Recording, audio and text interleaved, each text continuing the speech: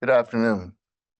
We'd like to welcome all listening or viewing this meeting of the Kansas City Board of Public Utilities, whether in person or through technology. This meeting is being recorded by both video and audio. Please note the following changes to the board meeting structure as stated in the board rules of procedure. First, the regular meetings. The regular session meeting of the elected board shall be on the first Wednesday of each month of the year, or as otherwise properly noticed at the hour of 6 p.m. in the boardroom of the Board of Public Utilities located here at 540 Minnesota Avenue. The third Wednesday of each month shall be reserved for the elected board to conduct work session meetings, elected board committee meetings, executive session meetings, an additional regular session meeting or any other such meeting that is required to conduct the business of the utility. During the public comment section of the agenda, community members who wish to speak to the board will be asked to provide their name and address and will then have 5 minutes to speak. There will be one opportunity for public comments following the substantive agenda items. During the public comment section, members of the public using Zoom that wish to address the board need to use the raised hand feature at the bottom of the application or window to signal that they wish to address the board. Members of the public connected by phone only need to press *9 to indicate they wish to address the board in the public comment section. Those attending in person should sign up on the sheet located near the entry.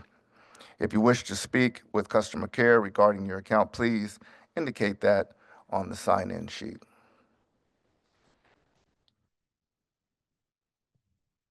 Let me say that again. If you wish to speak with customer care regarding your account, please indicate that on the sign-in sheet. Comments are limited to 5 minutes and should be directed to the board. As these comments are public, the board cautions visitors to not disclose confidential account information or information on an account that is not in their name. Staff will not provide individual account information or history in an open meeting. As always, the public may also email or call the BPU with any concerns.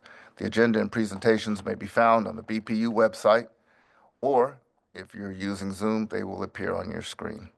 As a reminder, this is a business meeting of the Board of Directors, and we will conduct the meeting accordingly. The following rules apply to this meeting.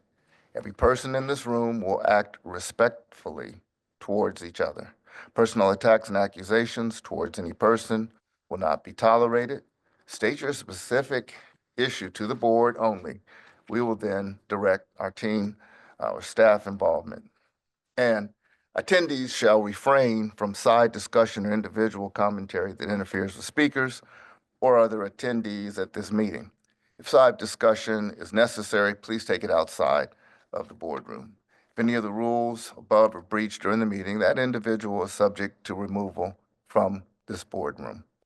My name is David Haley. I'm member at large, position 2, and the board president and other members of our board and staff include Jeremy Ash, our general manager, Tom Groneman, 2nd District, Stevie Wake Sr., who's 1st District, Brett Parker, who's 3rd District and board secretary, Mary Gonzalez, member at large, position 1, and Rose Mulvaney Henry, who's member at large, position 3, who's also the board vice president. Our acting general counsel is Angela Lawson. So please remember to put your phones on silent, and please also be aware that the microphones are very sensitive and can pick up and record comments made anywhere in the room. And before we begin our meeting, please rise and join me in reciting our Pledge of Allegiance. I pledge allegiance to the flag of the United States of America, and to the republic for which it stands, one nation, under God, indivisible, with liberty and justice for all. Thank you. I'd like to state that our mission, which is here, is to focus on the needs of our customers to improve the quality of life in our community while promoting safe, reliable, and sustainable utilities. Ms. Lawson, please call the roll. Roll call, Wakes. Here. Mulvaney Henry. Here. Parker. Here. Gonzalez. Here. Groneman. Here. Haley. Present. You have a quorum. Thank you. Before I ask for a motion to approve the amended regular session agenda for today, April 2nd, 2025, are there any comments on the agenda? Seeing none? I move to approve the amended agenda for 2025. Second. Moved and seconded. Ms. Lawson, please. Roll call, Wakes. Aye. Mulvaney Henry. Aye. Parker. Aye. Gonzalez. Aye. Groneman. Aye. Haley. Aye. That motion carries. Thank you. Before I ask for a motion to approve the amended consent agenda for tonight of April 2nd, 2025, are there any comments? Hearing none, seeing none? I move to approve. Second. Okay, Ms. Lawson, roll call, please. Roll call, Wakes. Aye. Mulvaney Henry. Aye. Parker. Aye. Gonzalez. Aye. Groneman. Aye. Haley. Aye. That motion carries. Thank you. Thank you all. Please turn the meeting over right now to our General Manager, Jeremy Ash. Thank you, Mr. President. At this time, we'd like to ask Jerry Sullivan to come up, and he's going to give us a briefing on cybersecurity and some of the things that BPU's doing. He's got a number of his team members here to help us understand everything they're doing. I think most of you know Jerry's been here coming up on 5 years, I think, and he and his team have made significant changes and improvements for us in the time that he's been here. So with that, Jerry, take it away.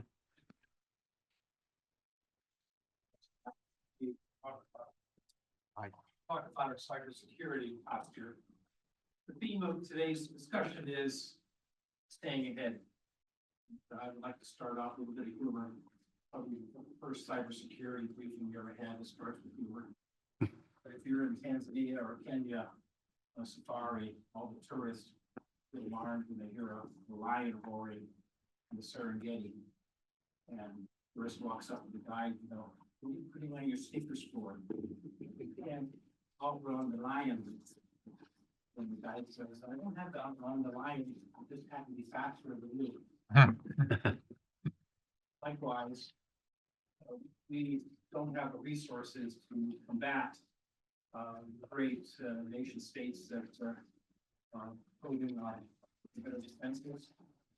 We don't have all the staffing and all the technologies for it, but we just gotta be faster. We gotta be more agile. We gotta be smarter. We gotta be bigger. We've got a good team. In today's discussions, we'll talk about a number of topics on the agenda.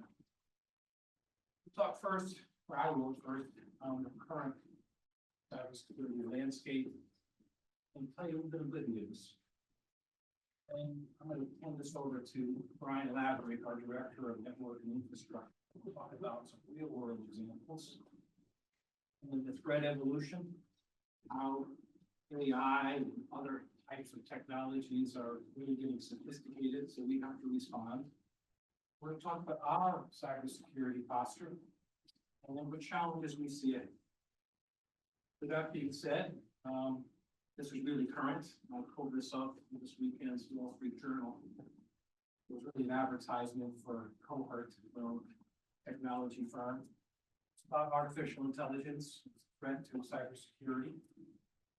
The old cliche here that ordinary AI is good for movie screens and also good for leaking customer data. Ordinary AI is good for workout plans in the gym, but also making our security team swim. Ordinary AI is good for grocery lists, exposing confidential information. So whether it's ChatGPT or Copilot, there's more sophisticated AI tools out there that look for weaknesses in our perimeter defenses. We call them layer defense. We'll go into that more detail, but the robot there has tools that they can take a look at, put things together and connect the dots and figure out how to penetrate our systems to create havoc with the customer data, our infrastructure and networks. So technology is getting sophisticated, and so are we. This is our landscape. On the left is good, what we have. On the right is what's evil, or what we're experiencing. I'll just go through the numbers very quickly here. On the left, you have limited resources, staff, and money. But every CIO in the country would say the same thing. We have unlimited. Second, we have the best effort approach. We have a defense in depth, which I'll call a layered defense. I tend to go over what those layers are and overview of it.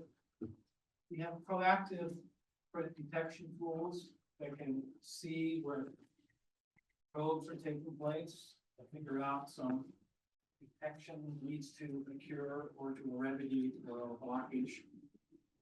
Access rights we have, as we use the best practice methodology here, is the minimum required access to different systems.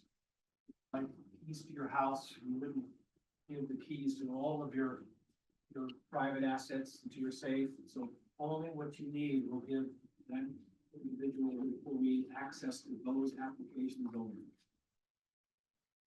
Least privileged access. We have identity and access management, another tool that's role-based access. You have that role, you only have access to these sort of applications and systems. We have 24/7 monitoring with third parties, higher level hierarchies, but we don't have 24/7 staffing. However, I do have a phone and a pencil. So I just call up, I get a call over the weekend that says we have an open port. All the staff, they also get the same alerts. So we are available 24/7. Next, we have a security network operations center, which I briefed for a couple of years ago that we were implementing. So no see. But what we're experiencing, what we have, they are nation states sponsored attacks. I was CIO before, we get them from China, Iraq, going through the Netherlands. They pivot to different domains across the globe. We don't know exactly where it's coming from, but sophisticated nation states are having ways in which they can disrupt, especially utilities and infrastructure. What appears to be unlimited resources. They'll go from one side of Florida, Panhandle, all the way down to Miami, and across the country, back and forth. Attacks scale rapidly. Once they get in, they'll start to propagate. Phishing, or email phishing, and social engineering happens at an industrial scale. But they exploit human behaviors. We all know we get an alert. Sometimes we can't multitask in our mind. We're prone to do something and we get an alert on our phone that says this could be a malicious attacker. And we kind of close it off, get what we're doing, and not pay attention to this alert. We all do social engineering. And they want to target our supply chains. Unlike Jeremy's group, who's kind of very castle and walls around his perimeter, we have to have open doors and moats and drawbridges so that we can access data from our banks, we can transact in the cloud, we can get emails from the outside. So we have to have open ports, we have to have access so we can conduct business. But we are more at risk than perhaps the network and infrastructure for our NERC assets. However, we have to have these technologies that address them and then be cost effective when we do it. And finally, we are getting constant probing for our security gaps. That concludes my discussion. I want to talk next about Brian. He's not going to say this, but it's been a long haul for us to get this news. A couple of years in the making, about a federal grant. So I'll let Brian take it over from here. We'll cover the rest of the agenda. Brian? Thanks, sir.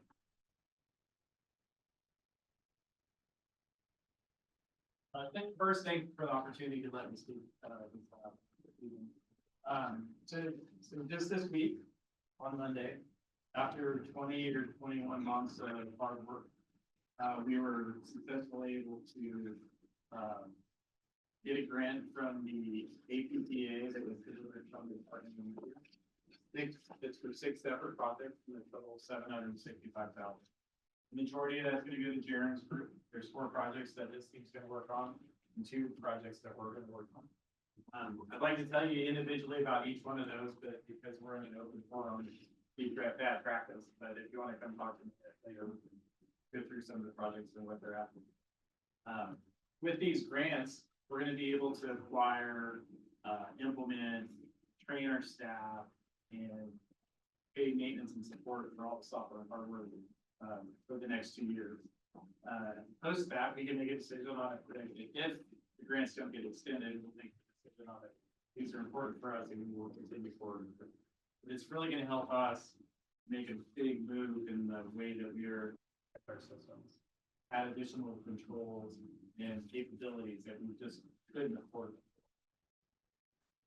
So that all begins this week. Software's already been delivered, access, we're scheduling all the events, training, implementation. So, we're still. Sadly, it did take us 20 months, and so the initial intent was 3 full years of paid programs through the DOE and APTA, but that a year of that was burned up by the administrative task that we had to achieve as part of the problem. So with Jaren's team, I think we attended, more than 100 meetings and sessions. We picked our consultants and groups to get the documentation they did and get to where we're at today. But we're definitely thankful for the support and opportunity to move forward and improve our cybersecurity section. So like Jerry said, we're going to talk about some real world examples, and this is why it's important for what we're doing. In total, there's 4 that we're going to cover. First is probably the biggest and the one that most people are aware of, which is Colonial Pipeline. So what's interesting about this is, you've got the largest fuel pipeline system in the United States, right? So massive resources, capabilities, security teams, infrastructure, et cetera. They were subject to a ransomware attack that was May of 20. When that happened, the East Coast stopped. There was no fuel available, right? As soon as it happened, everybody got in their car and raced to the gas station, filled up every container they had to make sure they had gas and water. Response from Colonial Pipeline was, we're going to pay the ransom, right? We were compromised. They want 75 Bitcoin, which back, as of today, 75 Bitcoin would have been about $6.3 million, give or take. Then it was $4.4 million. So they immediately paid the ransom. They just couldn't take the risk and impact to their customers and what it was going to do to the Eastern Seaboard. Made the payment. They got the keys that were enable them to unencrypt the system. But that unencryption tool didn't work the way it was supposed to. It was too slow. They had to revert back to the normal backup and recovery things that they do on a daily basis. The things that you take an action on individually, you take one application at a time, you go track down a file, you go get a piece of software and get it from backup. Well, they had dozens of systems. They were able to get it back in a few days. So because they knew that their customer base was so important that they're willing to make the payment, they had the resources, they also took additional action. Now, let's talk about what actually happened. So cybersecurity is very important to Colonial Pipeline, right? They understand the impact to their community, to the entire East Coast, except in bad where it happened. So they were investing in security. So they bought a new VPN tool, so that allows remote access. So it gives folks like my team, some of our leaders who can remote in from home and do work, that allows access to do work. So they had this great project. They put in the best and brightest, newest, most capable VPN system available. What they didn't do is finish the project. And what I mean by that is they left the old one up and running. They just didn't turn it on. What happened, as Jerry was talking about the probes, right? Somebody's always probing.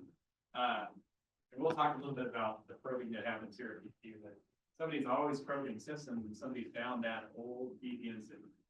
Hadn't been patched, hadn't been updated, hadn't been touched, it's just sitting there. And a vulnerability just to the bad guy, because no one was managing and monitoring, taking actions with that old system. They spent some time to figure out how to access it, and they finally did.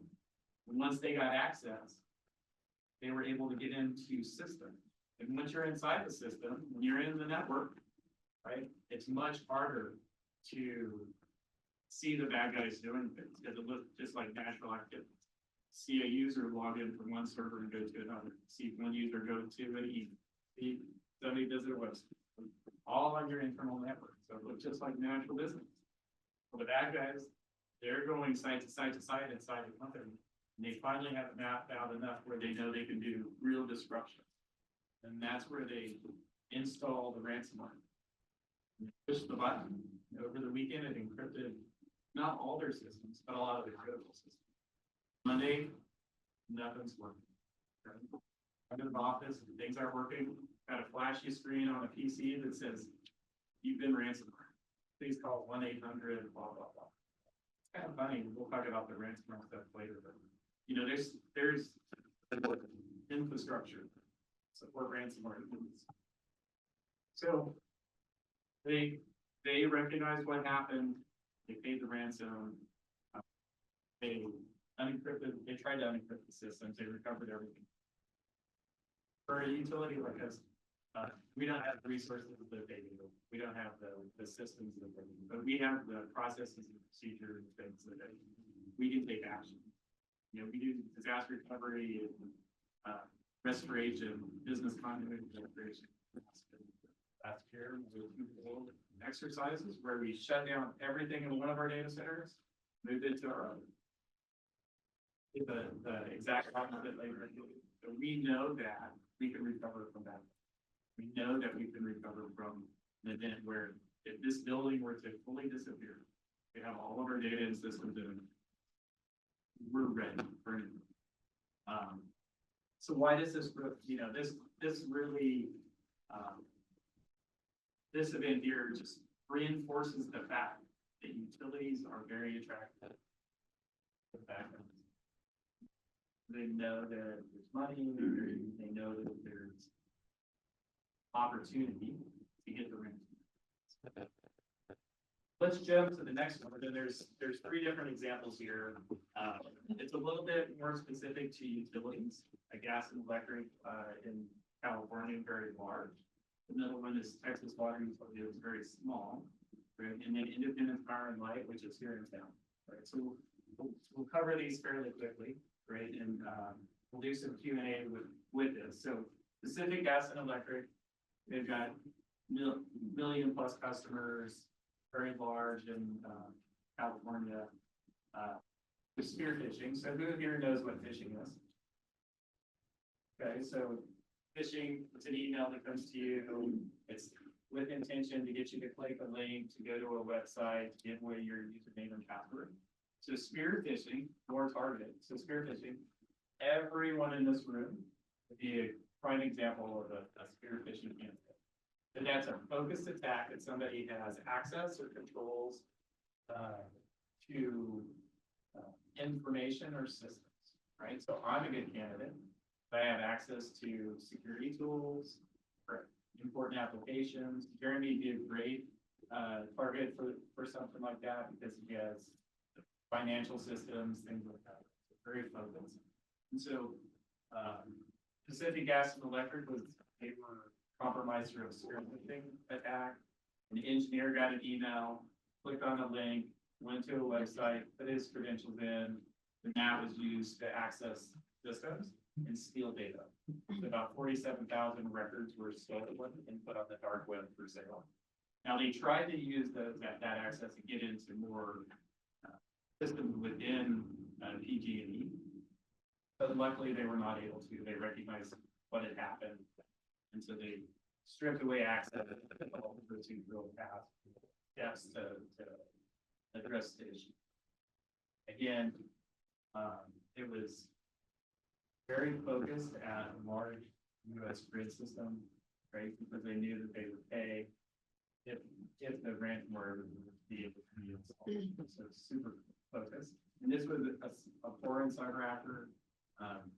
Everyone believes it was a nation state sponsored, but there's no exact evidence. The next one is the Texas Water Utility.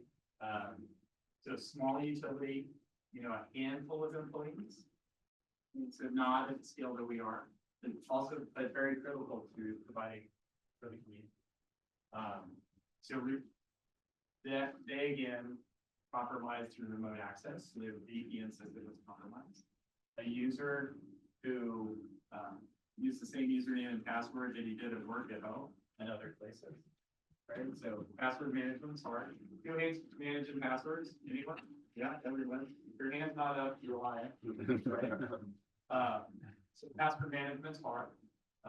Which you should never do is take your business username and passwords and use them at home. Right? So if you do that, it's a bad idea. There's a fascinating study of a compromise that happened to a website. About 40 million customers, their data was stolen, including all their usernames and passwords. So the bad actors that got that data, what they did is they made one login attempt for each one of those that everything can use. So what they found was of that 40 million, 1.2-ish%, right? Which 1.2% of 40 million is still a big number, right? They were able to access their bank accounts and stole all the money. So if anybody's using their EQ email address for personal thing, recommend you make that change and do something. So the bad actors are really creative. So in this example, everyone is an opportunity for them. There's a lot of companies, a lot of utilities that say, I'm not big enough. Well, the bad guy doesn't care how big you are. Bad guy's looking for an opportunity. Might be dollars, you know, tens of dollars, or it might be tens of millions. They have no way to know when they start the attack how big you really are. They get inside, and then they can make that assessment. They don't care, right? They'll steal my data and then try to sell everything back to me for one Bitcoin, part of it there, right? That's just profit. Last one was Independence Power and Light. We know some folks that have worked there, and I think we have a general manager that moved over there some years ago, right? So when they were impacted in December 2020, they had all the security tools they need to provide to stop the attack, but they were in the middle of the plan. So shelfware is not an effective method to prevent bad guys from getting in.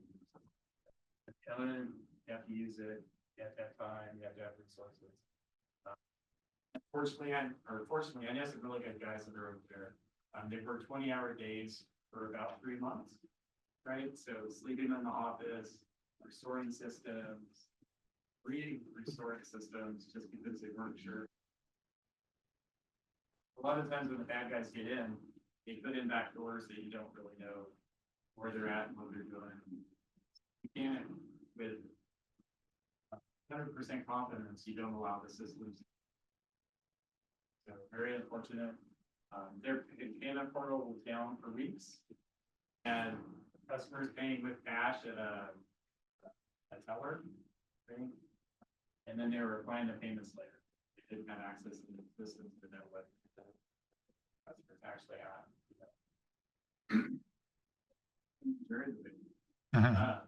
So that was Independence Power and Light. They're very much the same size as us. Again, this proves that we too could be an potential victim of ransomware things that we don't understand systems, update systems, treated as if it's truly important. Next, so we're going to talk about threat evolution and kind of where things.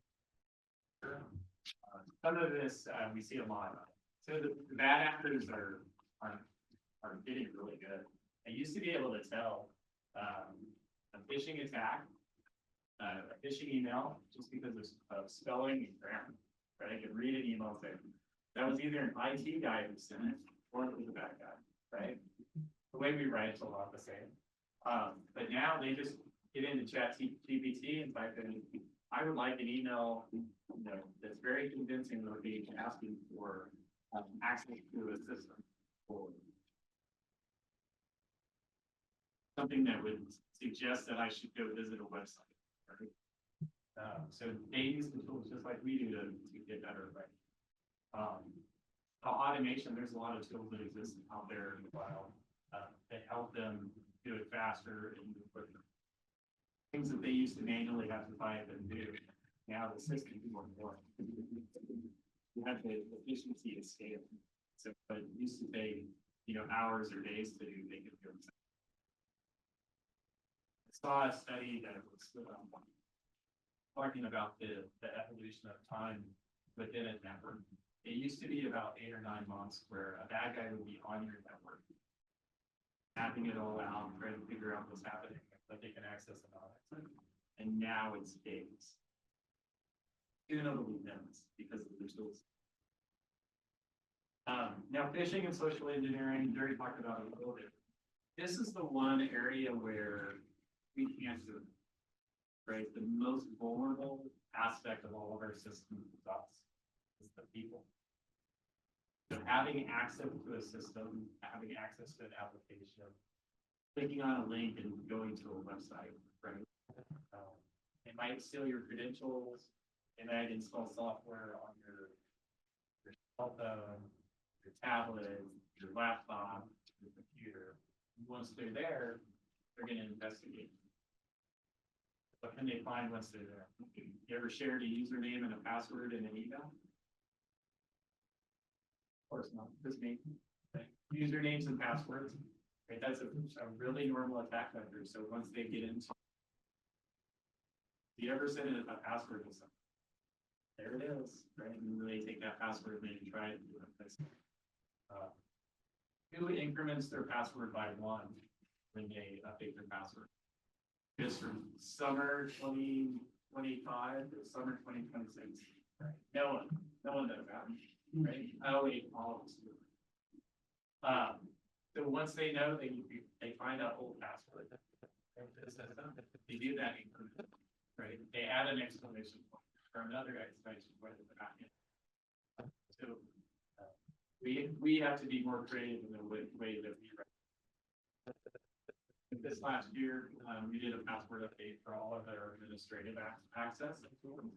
And then from Microsoft only required eight characters in your password.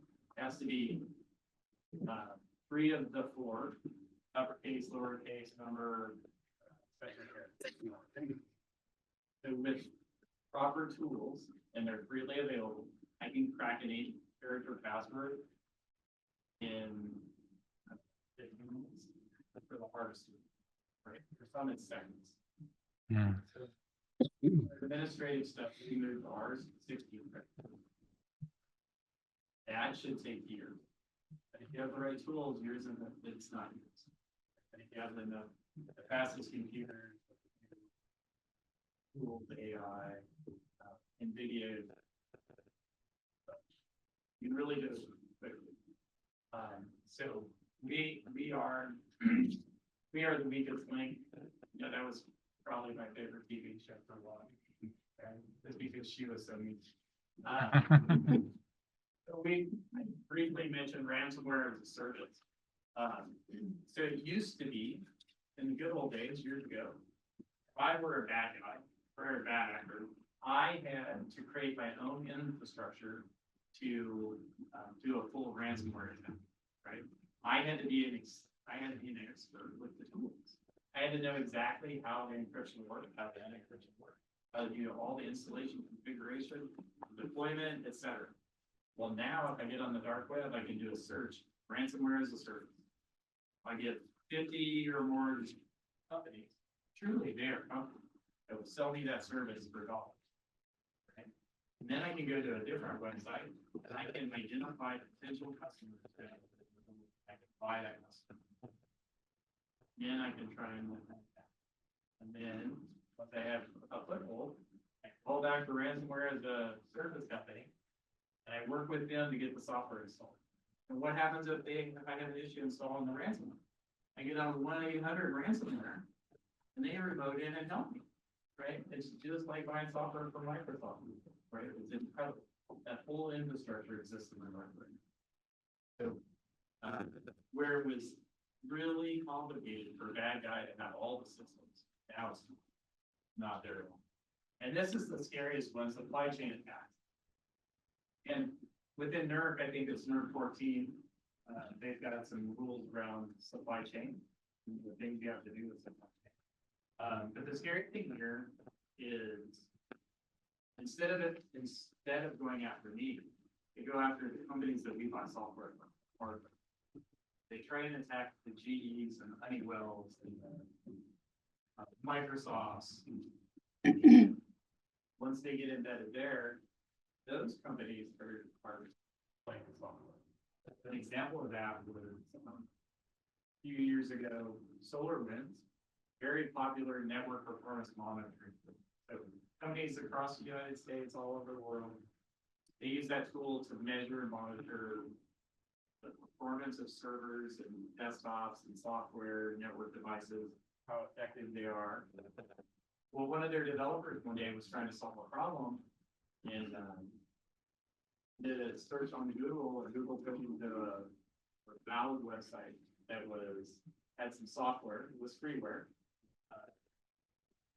Downloaded that freeware and he embedded it into Google. So it sat in their tool for years, and they continued to edit and sell it to customers. And then one day, that piece of software called home, and that home was in Russia. And then that home in Russia sent a link back and said, download this piece of software to the software. And they didn't install that software. And then we had tens of thousands of companies around the world that were full of ransomware. Real attacks were achieved with the supply chain. That was a trusted response for thousands of companies.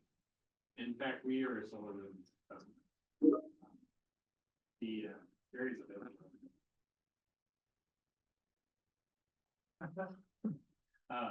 So anyway, so the supply chain taxes are terrifying.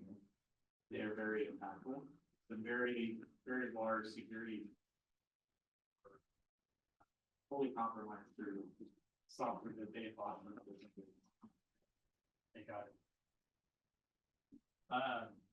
Our current security posture, defense and depth. So most importantly, what I have here is a picture of Tyler Addington, who is right there. Tyler's in. Okay. And beside him is Andrew Ralph.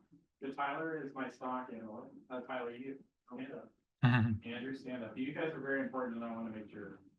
So I want to make sure that you guys are recognized. Right. So these guys are part of my security staff, and they do a great job. They surprise me every day with their capabilities. So within our SNOC, well, this is the place where we use to monitor our systems.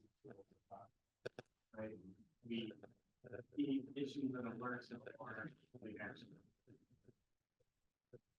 Sadly, it's an 8 to 5.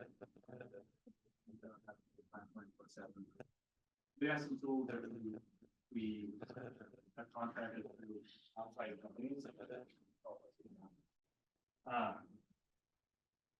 And so within the SNOC, so I'd love to have all of you to comment on show capabilities. So come to the 3rd floor someday. And we'll talk about the tools that we have here and what we're doing. So further security, we watch the firewalls, we watch the other tools, and then we take action with this. Malware or virus or user authentication, patch management is part of our job. The most important thing for us is to make a patch and install it, and then make sure that it doesn't break the system or network. There's nothing more frustrating than you have a trusted vendor, Microsoft, they give you a patch to fix the vulnerability. It fixes the vulnerability, but it also doesn't allow the software to work. You have to take additional actions. Compensating controls, I think, was and then security awareness. So security awareness, that's important to me, and we'll talk a little bit about it next slide or the slide after. Here's an illustration of what that defensive day after layer model looks like. You know, and so we've got tools to cover this whole thing. And these two guys that I have here, they manage and monitor all of the tools that they got.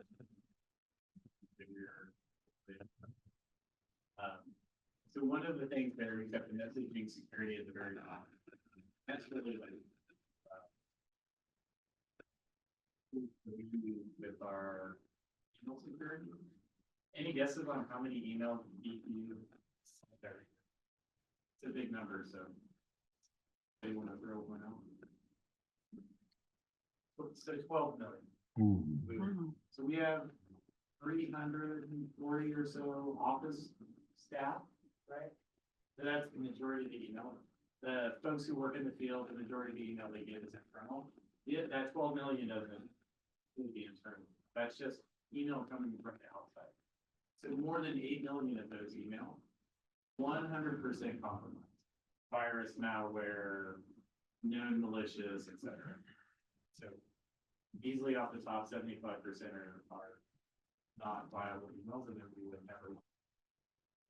There's only between 300 and 500,000 emails that we get every day, or every year. Sorry, that would be perfect. Every year, 300 to 500,000 emails that across the utility are important. We should take an action on and do something. Right? There's some other stuff in there that's like marketing materials, things like that. That's unsolicited. We weed some of that out, but we can't get it all. The majority of the emails, it's about 11% of the emails that we see every week. Or not, sorry, 5%, 6% of the emails. So very difficult, and the attack is consistent content. On our firewall, our external perimeter resource, we get 200 million probes a month. There is no way. There's no way for us to look at every one of those probes. About 8 million, 5 to 8 million a month are solid, specific to DP. So interactions that we have with our bank, our service providers, things like that. The rest of that 200 million is just in place.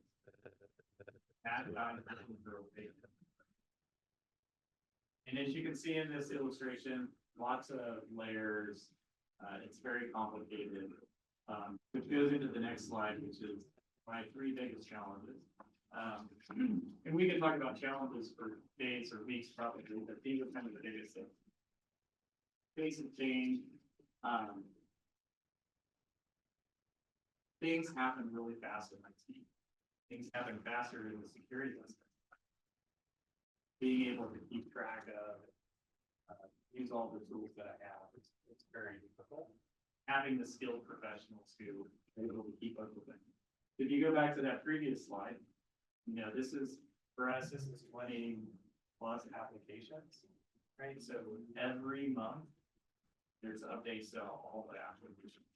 So we have to understand and know what that change means, right? Maybe it's not important, but maybe it's a big deal. Maybe it's wholesale change to the way that the application works or looks. They, as part of their efficiency measures, might move stuff around when makes it hard for us to do our job. Now, it would be awesome if in this picture, it was one vendor that I can buy all that from. You know what I can do? That.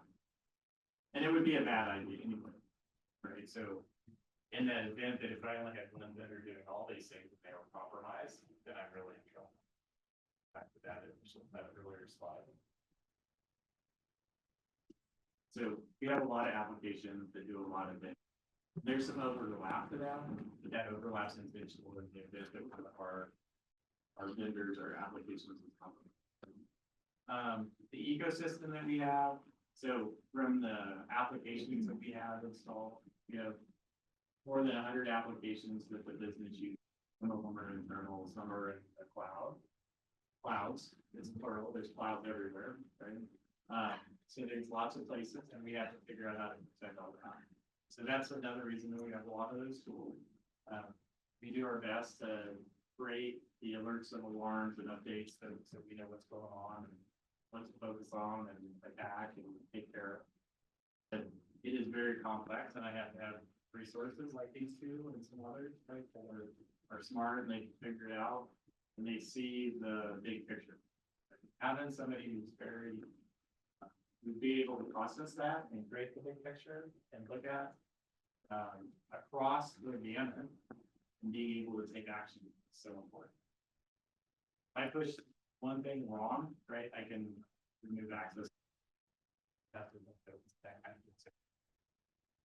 Updating our tools. And then lastly, the employees being the most vulnerable of our risks or most vulnerable of the whole chain of systems, right? So it's going to be the employees and the staff that are going to get compromised. Right? We do training and awareness. And this is so our security awareness training for this year is starting soon. I'm going to send each of you an email that talks about our Wiser security awareness training, and I'm asking you to take about 15 minutes of videos. What's important about those videos is you can apply it to your real life. But I found in it as I've gone through the training stuff, some of it is so work or business specific. People don't consume it. Right? The examples are so far-fetched as far as their everyday life. They're like, I send you a video that talks about what phishing could actually do to you. And they give an example where a young lady has lost her entire retirement savings. But she put in a username and password. Like that. That's impactful. That makes sense. That can perhaps convince you to take an action. Look for that email soon. Now I'm going to turn it over to you. So first, thanks for the opportunity to let you know. Obviously, I want to make it important to you. So what questions and thoughts do you have?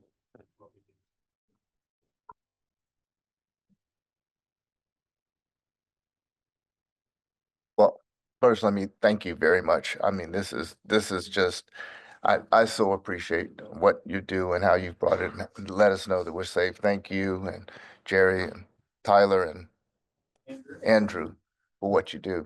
It's eye-opening. For what is SCADA? What is that, an acronym? SCADA. What is that? So the SCADA system, but I'm not. I mean, what does it stand for? Is it an acronym? System.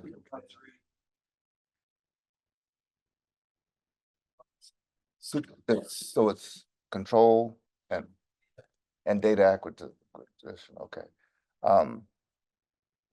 And it's just so, I mean, when we talk about encryption and how we have our data, we don't want to see it compromised, whether or not Signal is something we should or shouldn't use in our daily lives and the changing of the passwords. Is there some ripple effect? And very glad and informative to know that we have dual systems so that if one's compromised, that the other certainly be able to step in. Is law enforcement, or is there some sort of, my question is, best practices beyond that? We're working in conjunction with law enforcement, because you talk about these bad actors. Isn't there something to, because I make the assumption that very few of them are ever caught. Yeah, in the example of Colonial Pipeline, they didn't catch the bad actors themselves, but they were able to get some of the money back. So like 2.4 million before that they paid. This CIA or another three-letter. In the event that we were compromised, and we had a real cyber event like ransomware, we would contact the FBI as well as EI staff and work closely with them to work our way through the compromise. Well, I mean, that's certainly a little bit comforting because, like Jerry said, we want to keep our sneakers on to outrun, just to make sure we can outrun the lion.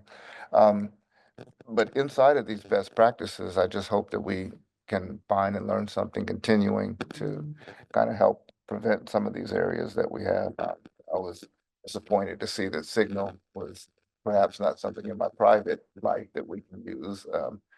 And worrying about things that could be embedded. And long time, I remember in Central America, in a little country called Belize, John McAfee, who created the McAfee um, virus software, actually gifted a lot of equipment to the country of Belize, and then they flipped on him, and then he was able, as you're talking about, to trigger or to pull a trigger on that same malware and just kind of brought the country down. I just don't know how often that we see that opportunity here, whether it's employees or staff or someone that has access to the system that could embed or leave something that, knowing the system, might be of some future concern. Insider, it's definitely a concern area. And so sometimes or that your security can access, right? So you minimize the access that they do have, and so what they can do within systems. But unfortunately, there's always a bad guy who's going to compromise the system, and we don't think we have any of those guys on staff.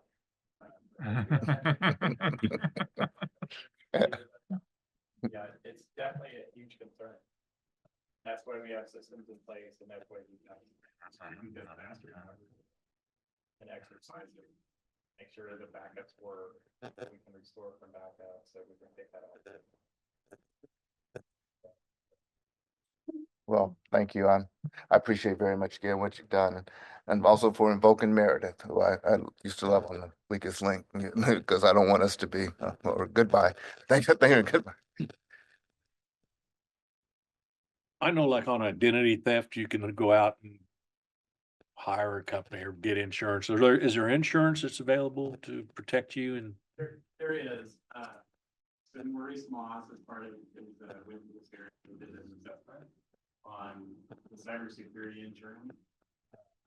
But I wasn't part of the final.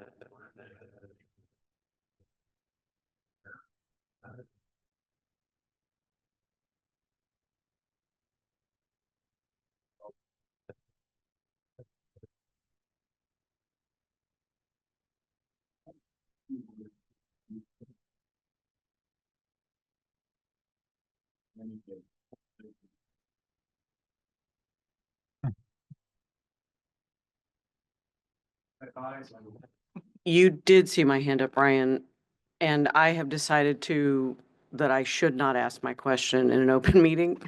So I will see you and Jerry at another time. And if the board wishes to hear more about security measures, we can have an open session or an executive session at some point, because that is an appropriate topic for executive session. Thank you. Thank you. Thanks, Brian. Thanks, Brian and Jerry.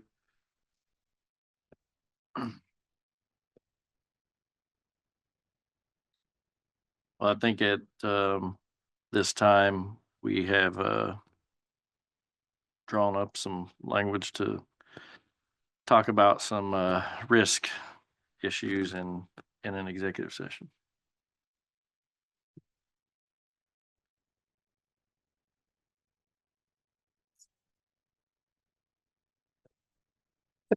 Proposed motion to go into executive session would be, I move that the board go into executive session in the first floor boardroom or conference room until, let's say 7:15 PM to consult with our attorneys and to discuss under the attorney-client privilege confidential matters related to potential claims and or liability as permitted under the Kansas Open Meetings Act, and that the general manager, Jeremy Ash, our attorney, Angela J. Lawson, outside counsel, Brittany Brentos, and staff members, Lee Mulholland, Becky Aldinger, Andrew Ferris, be present to participate in discussions, and that we reconvene in open session at 7:15 So in the moved. A boardroom. question, would it be appropriate to move the public comments up to this point before we go into executive session so that if somebody had,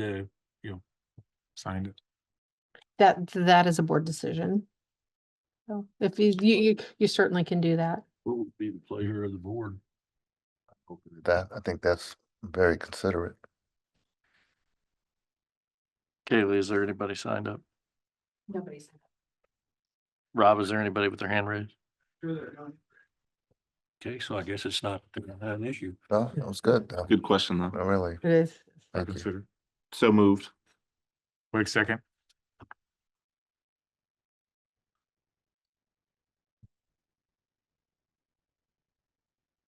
Roll call. Oh, I'm sorry. Sorry, I'm so accustomed. Thank you. Roll call, please. Roll call, Wakes, Aye. Mulvaney Henry, Aye. Parker, Aye. Gonzalez. Aye. Brenneman, Aye. Haley. Aye. That motion carries. The board will now move into executive session.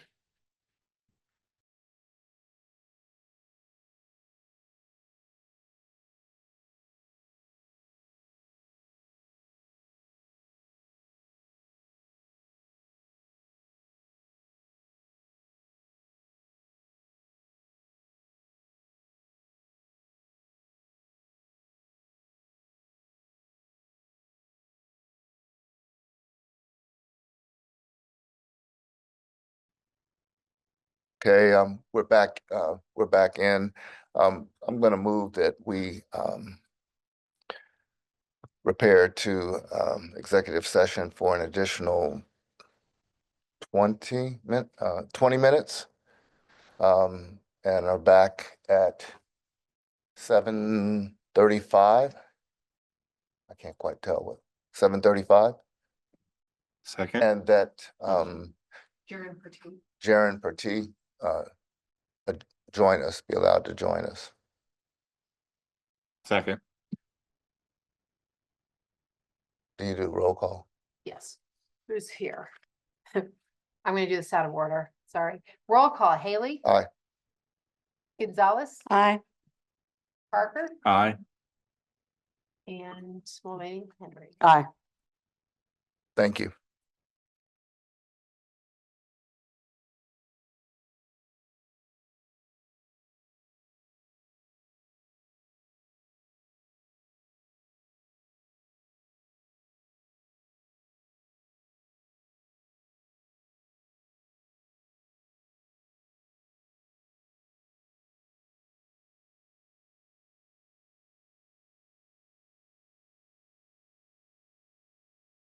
We're back. Okay.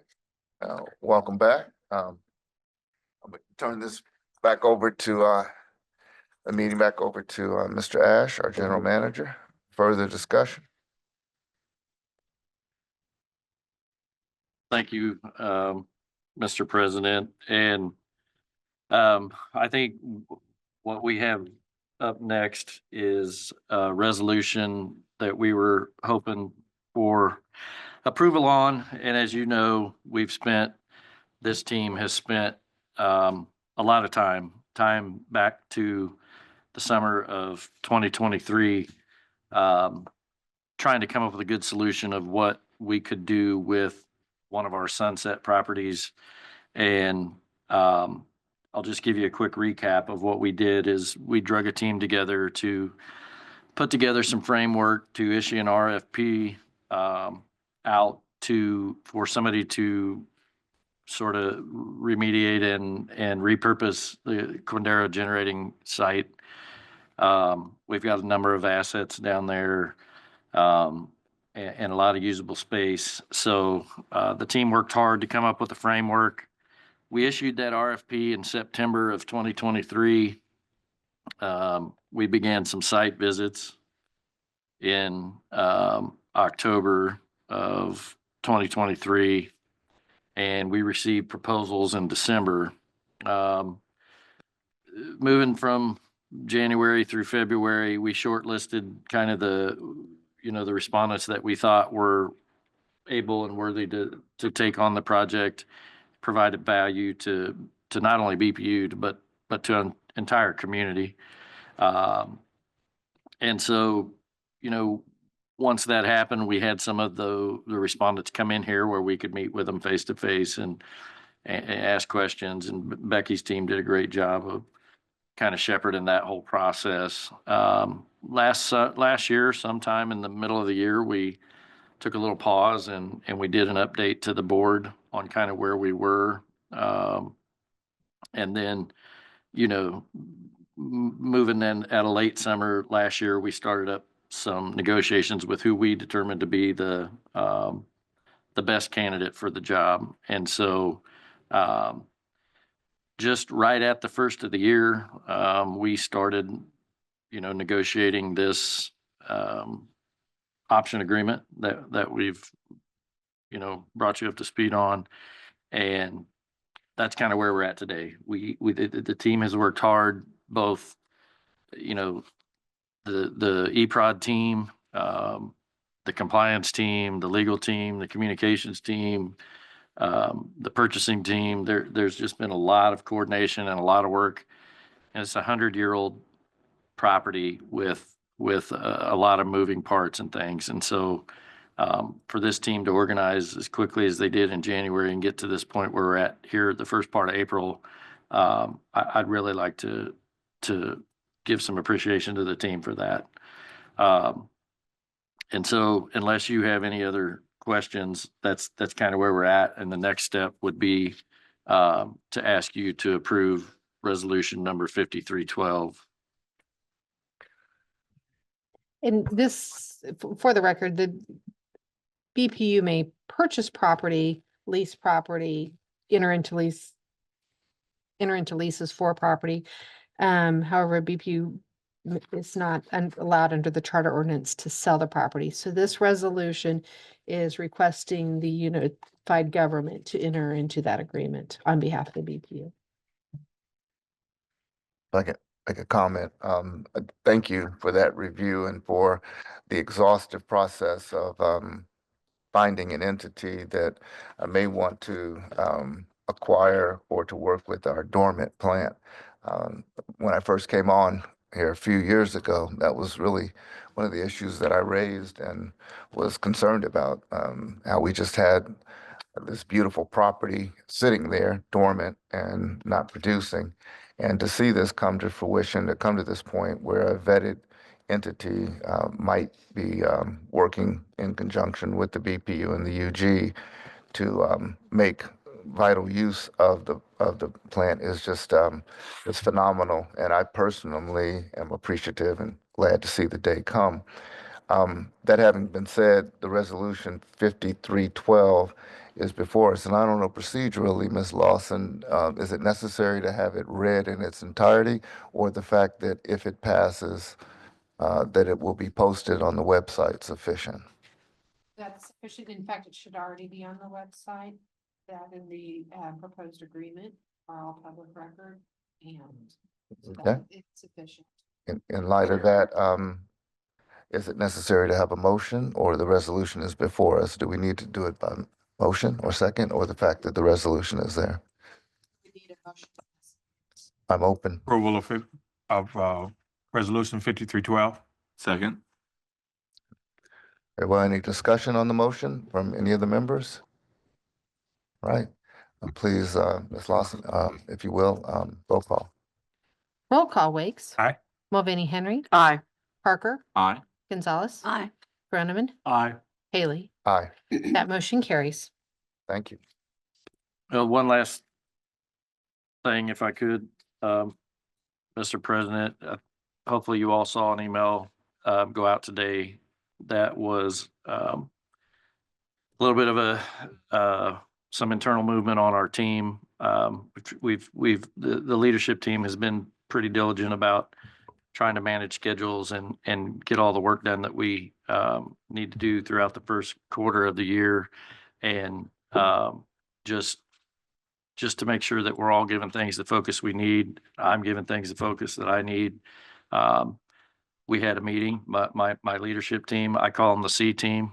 We take pride in that. We're the C team. So, but we came together, had a meeting, talked through a plan, and the decision was made to elevate Jaren Pertee into an interim chief operating officer role. And we're going to give that a quarter or two to see how it works out, see if it's working, see if he likes it, see if, just how things settle out. We don't want to rush and make decisions. Team was 100% congruity on Jaren taking over that role. And so hope you saw that today. Read a little bit about Jaren. Jaren's here. I'd asked him to come up and just do what we all don't like to do, and that's talk about ourselves a little bit. So,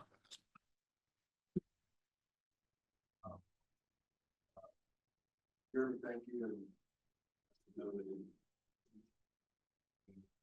I really appreciate their support. You know, for me, obviously, I'm grateful for the opportunity, and to be honest, I'm really excited. There's not a lot of slow days at ECC. There's plenty going on, but 18 years after showing up to the same place, you kind of get a little complacent maybe, or maybe it seems like Groundhog Day at times. So this kind of like relit my fire, and I feel like kind of re-energized me to take on some new challenges and get involved in some of the other groups. So one of the things I did after the announcement was made, I started preparing some notes and things that I wanted to talk about with the operations groups when I kind of immersed myself into the new role. And it really changed my perspective looking at the utility as a whole. I haven't done that in a while. I get caught up in the day-to-day, and maybe I'm in some meetings, or maybe I'm hearing about some other projects, but ultimately we deal with what's on our desk. And when I did it, it kind of gave me, like I said, it gave me some new perspective. I look at the culture of compliance and how it's changed across the utility. We're coming off the heels of a clean audit with MRO, our regional entity, and our compliance with the environmental regulations is something that's always top of mind. I thought about electric operations and the crews that are out, performing the maintenance and system restoration and things like that after storms. But then I started thinking about some of the investments we've made in infrastructure with the pole replacements and the vegetation management, and how we see that directly, that investment kind of returning dividends to BPU, and we see our outage numbers going down and the outage durations going down. The collaborative efforts we have going on with the production group and electric supply, there's daily calls. The things that those groups have been able to do in leveraging our generators and maximizing their value in the market, offsetting our load costs, creative offer strategies, really good discussions every day. I think it's helped both groups understand each other, and that's exciting. The changes that have been made at production and unit availability through the winter months. We're running CT4 on natural gas and temperatures that we've never even come close to running in, all while complying with our environmental restrictions on that. The maintenance team and the operations team down there has been very proactive in how they schedule maintenance, how they perform it, which ultimately leads to higher unit availability, which benefits us from the capacity standpoint. You look at water. I was talking to Steve Hargis today. It sounds like they're wrapping up that big 12th Street project. One thing that I've always been impressed with the water side is their initiative to go out and find funding for some of those big projects. Philip Brown and Chris Stewart are very proactive in helping offset some of those costs to our ratepayers. I was really impressed when Steve told the story about the lead and copper initiative and how his team just took it upon themselves to vet the addresses, find the addresses that may have lead versus finding someone to do that externally, save the money. It got the team involved from the top down. They were all doing it. We listened to Jerry's group tonight. Obviously, cybersecurity is so important, but his team's brought so many things to the organization as far as innovative technology, whether it be something to help my group or another group operate more efficiently, streamline our processes, their involvement in the customer care area and some of the technology we're going to be able to offer our customers. I don't know how many CFOs are sitting in meetings about generation and resource adequacy, but ours does. I mean, because he's dialed in on that. And I think that's important. We've got a group of leaders now, and we've been building for years. I feel like BPU is so well positioned now going forward, and took me stepping back and kind of looking at everything in a big picture. And I'm sure all this stuff you guys have heard, but I hadn't looked at it really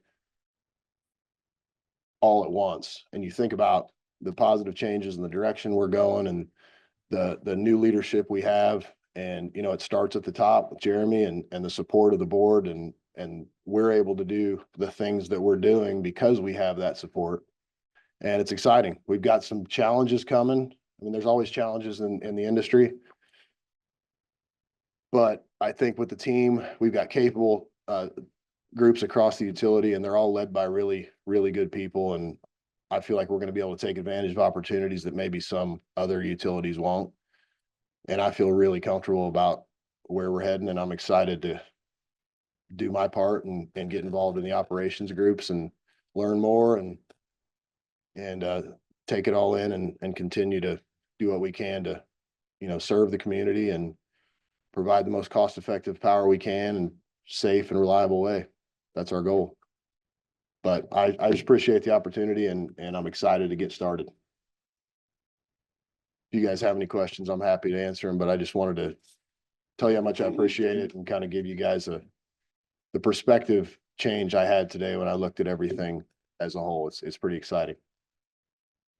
Well, thank you, Yep. Jaron. We're excited for you and all of the teams behind you. I know that for a fact. And so we've built some really good habits and have enjoyed a lot of success in the last few years, you know, having this role and keeping continuity between the operations group. And so the C team and I felt that it was very important to do so that we didn't see those things start to slip backwards on us. That's all I have. Rob, is there anybody with their hand raised? Kaylee, is there anybody signed up? All right, Mr. President. All right. Well, thank you. Well, that's good. Well, I think we're just about at the point we're going to have our board comments. I did want to just double back because we did consent agenda today, and it's the first time that we are incorporated several things without individual votes. So I did want to also affirm that I did have a request for travel in to APPA for the conference in June 8th through June 12th. And it would have slipped my mind if I didn't know we were doing by consent agenda. So I just wanted to affirm that the board could individually weigh in on that if there was any comment regarding that, independent of what is our action that's already been taken. They're not having you go to keep a watch on me, are they? No, that's a bigger job than I could do anyway, Mr. Wicks. So that having been said, if there are any particular, we'll begin with our board comments this evening. We'll start with Vice President Rose Mulvaney Henry. Thank you, Mr. President. Jaron, congratulations on your appointment as interim COO. Thanks for giving us your perspective on that tonight. Appreciate that. Jerry, you and your team, it's a tough job. Fending off and trying to protect, you know, critical infrastructure in this country is becoming, it's very tough on a daily basis. And I think you and your team respond, you know, in kind. I think you guys are extremely professional, extremely proactive, and the community owes you and your team a tremendous debt of gratitude. So thank you. Appreciate that. Regarding the resolution that we passed tonight, just a couple of words on that. And, you know, you touched on it a little bit, Jeremy. You know, this is a 100-year-old industrial site, that this community has an opportunity to repurpose, for other uses, to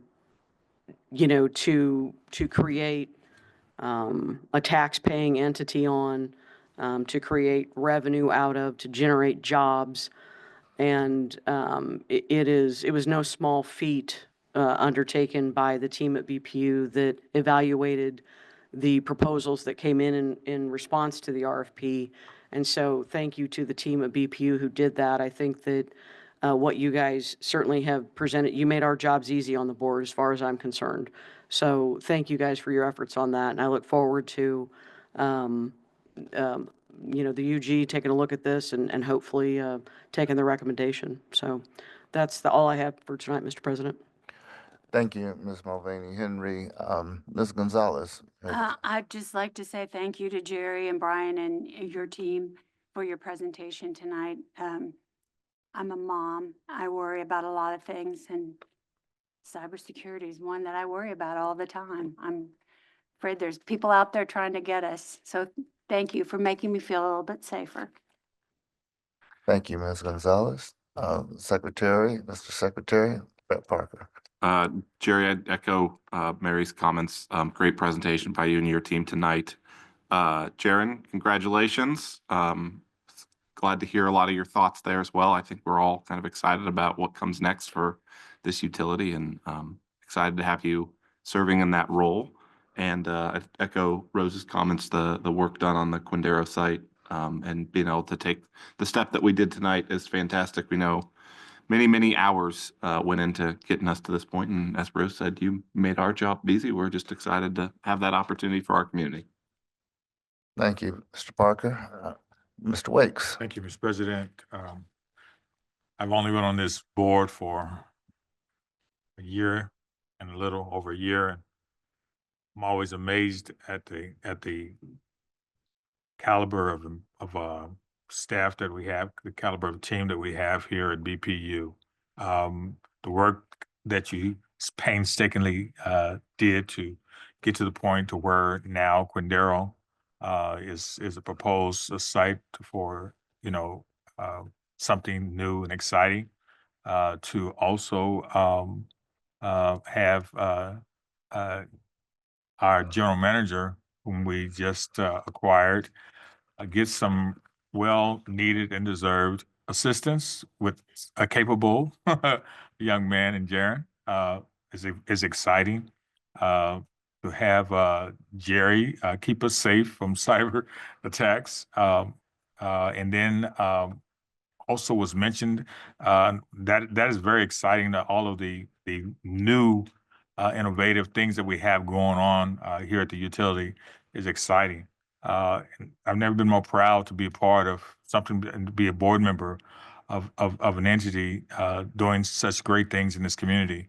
And so I thank you for the work that you've done, and I'm very appreciative to be a part of it. Thank you. Thank you, Mr. Wakes. Mr. Groneman. Okay, I would just echo everything that the other board members have said. And Jerry, thank you for you and your team. And hopefully you don't have any reporters' telephone numbers in your in your telephone. It's scary what goes on, and how easily we can be compromised, and how just a brain fart or whatever, and things can go terribly wrong. But to have you and your team on top of it, and looking after it, and looking after us, and after our community is great. So thank you very much for all that you do. Jaren, congratulations. Glad to have you on board and step up to your new duties and responsibilities. I know you'll do a great job. And with that, also want to thank our crews who were out. I'm sure they were out all night last night, or at least part of the night. We had some damage, I'm sure, that we needed to have repaired, and it looks like this next few days it might be kind of brutal for them, but I know that they're up to the task, and they've always done a great job. And so I want to thank them for all that they do, and hopefully we won't have any big storms. That's it. Thank you, Mr. Groner. I know we all hope so too. And just echo, really appreciative as the board has expressed for the presentations we had tonight. A little scary, but I think we're in better hands. They're really good. I do appreciate very much knowing that we are empowered by your efforts and by bringing what you did, the presentation tonight, and also congratulations to Jaren. And I think they just said it so well, each of them, in terms of in their own way, that I can't really add too much more, but just to say we appreciate you and thanks so much. Do you have anything additional you'd like to add? I know it's uncustomary, but I am grateful for the resolution for 5312 on the Quindaro plant. As I mentioned earlier, I'm excited to see that come today. I was proud to affix my signature to the resolution, and that's just a quantum leap in some things that are being done from our utility for accountability for some properties. So anyway, I didn't know if there were. I would defer. I have no further comment. No further. Fine, then I'd be pleased to entertain a motion. I move to adjourn. Wait second. All right, moved and seconded. Is there a roll call to adjourn? Roll call, Wakes, Aye. Mulvaney Henry, Aye. Parker, Aye. Gonzalez, Aye. Groneman, Aye. Haley. Aye. That motion carries. This meeting is adjourned. Thank you.